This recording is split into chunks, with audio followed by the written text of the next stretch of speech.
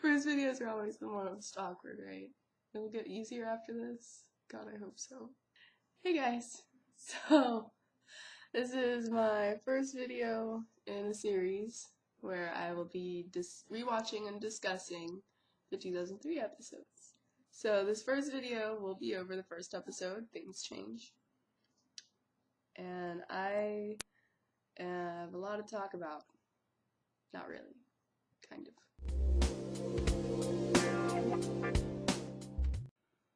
I'm going to start from the beginning and work my way. So the beginning of the episode starts with an intro from Leo. For those that are unfamiliar with the 2003 series, each episode begins with an introduction from a character. Leo's introduction just so happens to end with one of the many one-liner type things that you'll see in the series. He's wrong. We're not wearing costumes. And I'd also just like to mention, it's 2003 when this was put out, animated, whatever. And I just want to mention just one thing. The Purple Dragon's outfits that we see in the introduction and in the episode are incredible. They're just completely incredible. And this guy, I'm going to call him Johnny. Because if you are familiar with Comixology, the comic app for Teenage Mutant Ninja Turtles, they have 2003 comics that are out. And there's a little backstory with Johnny before he is brutally killed by the Shredder. And you get to see more about the cast, but we'll get into that later. So Purple Dragon attire, Johnny is probably my favorite. I'm really sad that he's not seen from again after this episode. His hair is a masterpiece, honestly. You're going down, freak! Anyway, so after the introduction, you get your theme song, and usually I skip over the theme song just because I've heard it so much. There was a point in my life when I had the song on my iPod, and I would actually listen to it. But the theme song, I personally really love, because I love the music, I love the guy that sings, and I love the lyrics. I love all of it. And the animation sequence, I'm going to be talking about the animation a lot, because I think it's so beautiful, especially for the time period that it was created in. Some pretty good animation, if you ask me, especially with the fighting sequences. And so I just love the animation sequence that they put with the theme song, and I love how it changes, but I'll discuss that as the series continues, obviously. I love being a turtle! And so then, after the theme song, the series opens up with training, with ninja training. Now, can you extinguish this flame without revealing yourselves? I really like this introduction of the Turtles because it has kind of a serious tone to it with Splinter, but then as the training actually begins, it's got this humor to it. I think helped make it more of a kids show. It's not stupidly funny as some series are. Not that that's a bad thing, but personally, I really like the 2003 humor and how it's mixed with this kind of gritty, dark undertone kind of thing. So you're first introduced to the Turtles as they try to extinguish the flame in the candle that Splinter is holding. You get Donatello first. Too noisy, Donatello. Michelangelo. Too clumsy, Michelangelo. Raphael.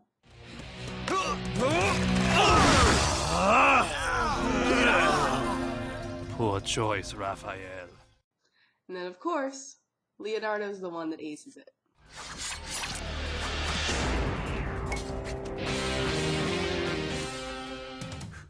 So after Leonardo aces the training, you see Splinter pull the guys together and start talking to them.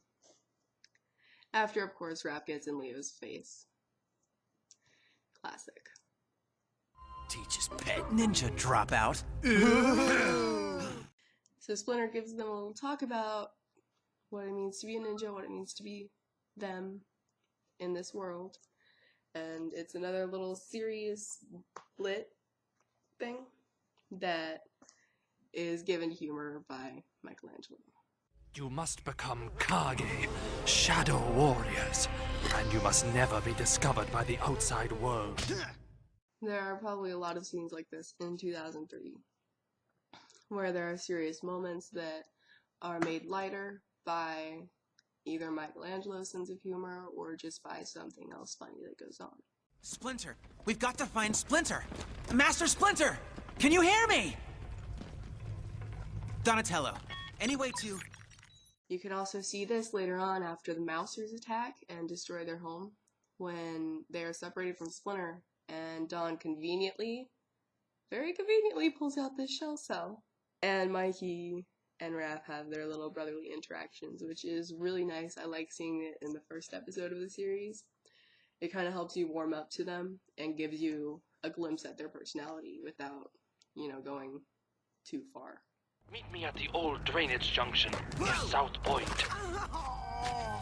What'd he say? What'd he say? Did he mention me?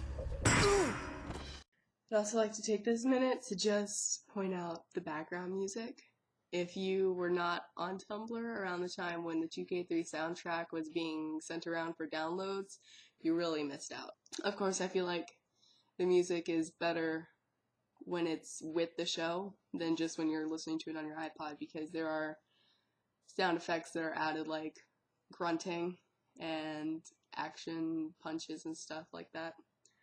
But it's really great background music for the show, I think, and I absolutely love it. I love rewatching this and paying attention to it and realizing, hey, that's that track that I downloaded.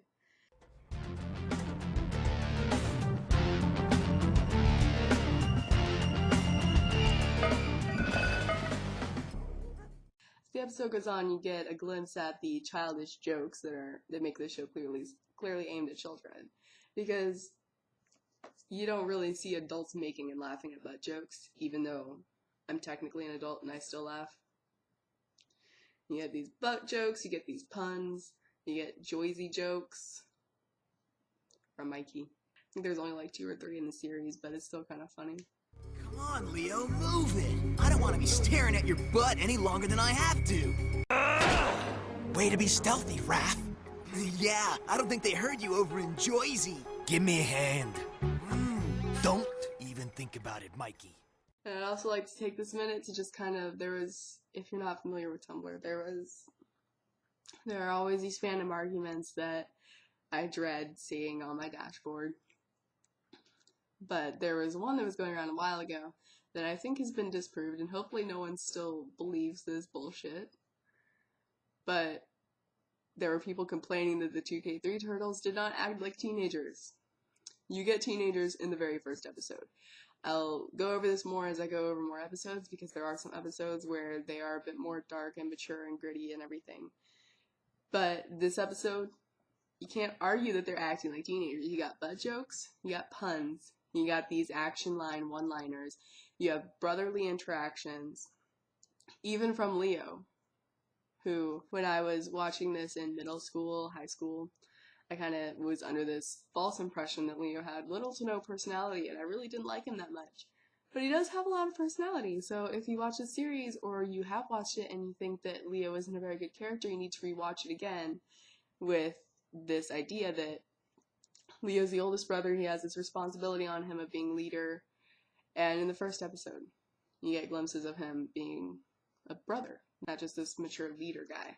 Last one to the roof, hatched from a rotten egg! You guys are too slow! What's that, Raphael? You're gonna have to speak up, dude. I can't hear you! Okay, I heard that. Hey, Raph! Welcome back, bro! Cowabunga! Oh, not funny, Raph! Oh, yes it is. This episode is basically the guys. You get your introduction to the turtles. The turtles have to leave their home because of these mousers. They have to go topside for the first time. They meet the Purple Dragons and the Foot Clan, all in one episode. Then at the end of the episode, you have them find their new home. And this is just one episode to kind of get the feel for the turtles, for their situation, to introduce the mousers, which go into the next episode. And it's all pretty action-packed in the middle near the end. And it's got a lot of humor. It's very entertaining. The animation is great. The voice actors are wonderful. It's, of course, the first episode, so the voices will kind of change as you go through, especially Mikey's. That's really kind of a surfer dude voice in this episode. And then it kind of balances out as the series goes on. My favorite scene in this episode is, I'm not sure if it's one scene or if it's a couple scenes, but the scene where they're finally topside and Raph is locked in the truck and they go chase the truck down, and then they're there and they have to fight the dragons and the foot ninja. And it's my favorite scene of this episode because it's action packed and it's basically the introduction to the plot. It doesn't really explain the plot, but you know the dragons exist, you know the foot ninja exist, and you know they're both bad guys, and you know that at the end of the episode, you know the dragons are working with Orokusaki, the Shredder. And if you haven't seen this episode, if you haven't watched the series before, you probably aren't 100% sure who Orokusaki is, because he isn't dressed as the Shredder at the end of the episode. It's a pretty packed episode, but it's done in a way where you're not getting a headache and you're being introduced to these ideas one by one, even if it's one right after the other. I love the sequence when the purple dragons come out of nowhere. Like, they literally entered this building and they came out, and the guy that Mikey knocked out, they're just suddenly there. First episode, you know, the stakes are okay. But I love the sequence when they're spinning their weapons and they're taking them out and they're ready to fight. It's just a really great sequence.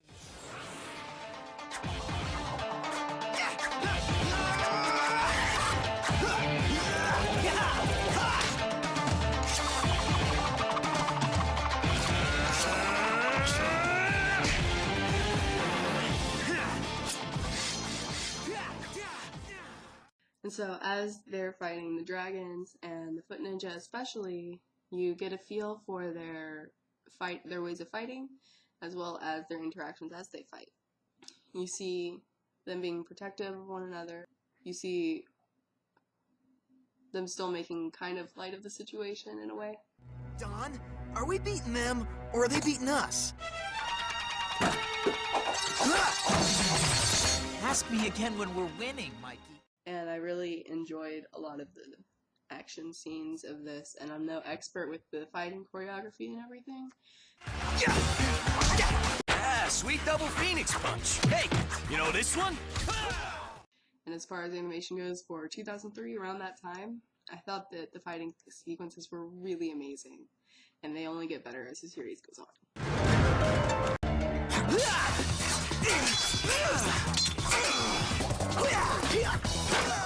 And also, as the guys are fighting the dragons and the foot ninja, you see the animator switch to Splinter, who is waiting for them at the sewer junction, fighting off Mouser robots. And this fight leads him to find their new home. The old drainage junction. Now, where are my sons?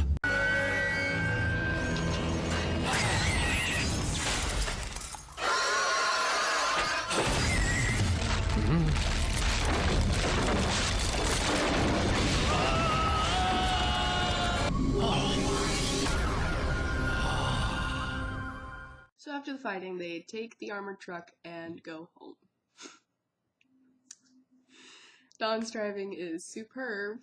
Hey, you want pretty, or you want effective? And you see Leo being the good Samaritan, honorable leader, big brother that he is. This isn't finders keepers, Mikey. The cops that you see when they throw the money to them are the cops that I mentioned about the 2003 comic. And if you are able to access it, I definitely recommend reading it. There aren't very many, but I love the side story of the cop and Johnny. I absolutely love it. It broke my heart, kind of. Didn't exactly cry, but it was sad enough that you just kind of feel something. I also find it funny how, looking back on the episode, Splinter had already told them not to go to the surface. And they come, the next time Splinter sees them, they drive this huge ass truck into the sewer, and they're like, "Hey, Pop, what's up?" And he's just like, "Oh, hey guys, found a new home. Come on, let's go. Ignore the big truck. Just ignore it. Nope, you guys are fine." Leo even tells him, "You won't believe the night that we just experienced." And you must never be discovered by the outside world. Well, I'm glad to see you too, my sons. And Splinter's just like, "Yeah, you can tell me later. Tell me later. What? I don't care that you went to the surface. Whatever." Yes, yes. There will be time to tell me all about it later, Leonardo. And so Splinter takes them down the rabbit hole. They go see their new, amazing home. It's huge. It's great. And you get another glimpse at kind of their personality, especially Dawn and Mikey, when Dawn says, "I can really fix this place up." And then you have Mikey jumping around saying, "Mine, mine, mine, mine, mine, mine, mine, mine, mine. Finding Nemo, mine, mine, mine, mine, mine. Walking Dead, claimed, claimed." You get it. I could really tune this space up. This room here, mine. And where you're standing, also mine. And then you have the end scene, when Shredder punishes Johnny for his incompetence. I promise, sir, I won't fail you again. I know. Now this is a little dark, and it's kind of just a glimpse at evil Shredder's punishment towards people. But I also have a little question that's raised now, rewatching this, is that, was Johnny the original leader of the Purple Dragons, and then Hun just took his place after Shredder murdered him? Or what? That's just kind of a question for me. I don't know. Gonna miss that hair, though. I always miss that hair. I want that hair. So this was my little review, kind of the first episode of Ninja Turtles. I probably missed out on a lot of stuff, because it's the first video. I'm not exactly clear on how to talk about this stuff, but I hope that I did pretty well for my first time, and I hope you guys liked it. Let me know, like, reblog, share, whatever. Don't share this. I don't want people eating my face. Let me know what you thought of my video. Let me know what you want to see next time. And I'll hopefully try to get these videos out every week. I'm in college though, so that probably won't happen. And yeah. Thank you for watching. Fuck, I'm a nerd. I really like this introduction to the Turtles because fuck me. Fuck me. Fuck me.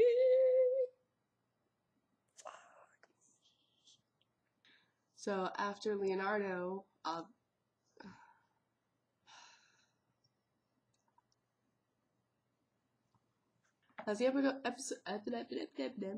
the episode goes on,